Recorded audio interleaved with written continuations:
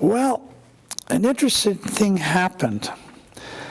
On March 5th, 1972, there was a young assistant for the Education Committee, Bruce Sievers. Mr. Sievers came to me and he said, "Mr. Barlow, the delegates have decided to give you an opportunity to address the convention." The day I was to address the convention was on a Sunday. I went to my office that morning. I had prepared a speech that I had written up, but I knew that it probably wouldn't have much effect because they'd kind of heard everything. But I thought, well, if I'm to address them, I better have something ready.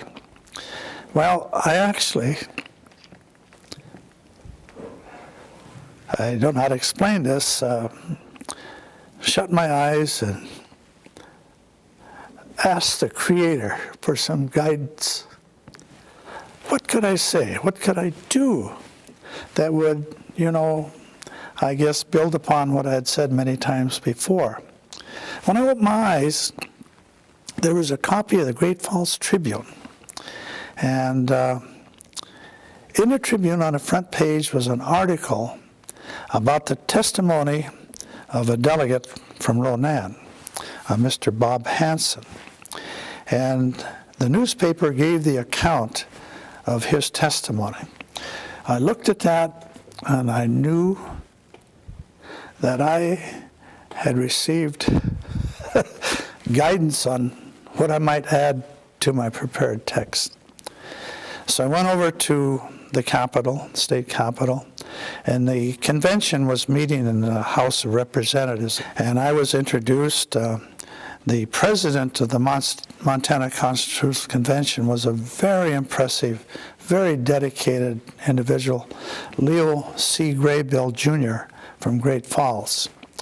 And so he announced that I was to address the group. I was very nervous.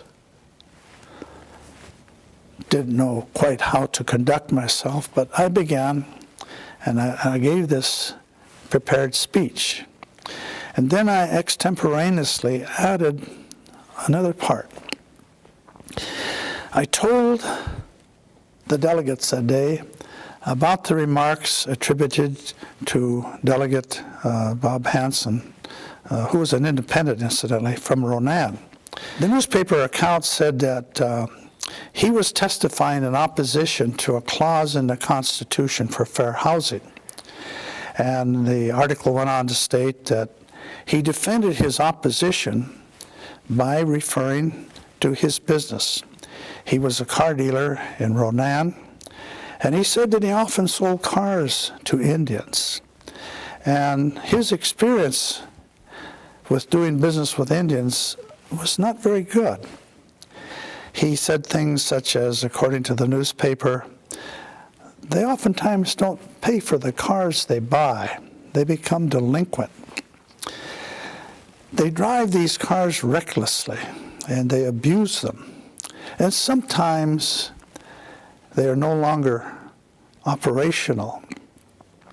He went on to say, at that time, they park them someplace, and they begin to strip them. They sell the tires, they sell the generators, they sell the batteries.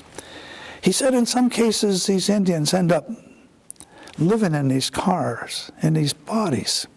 So he said, when you go to repossess them, there's nothing to repossess. And he said, finally, they use them as a bathroom.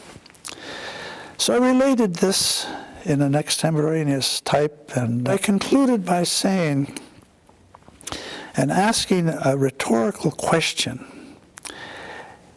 is bigotry in the state of Montana a real concern?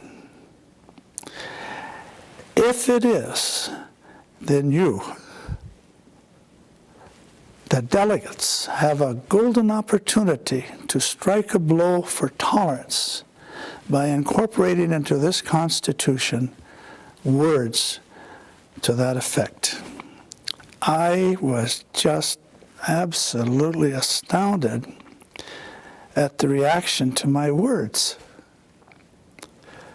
the delegates burst into applause like I've never heard. It frightened me, it startled me. It continued for several minutes.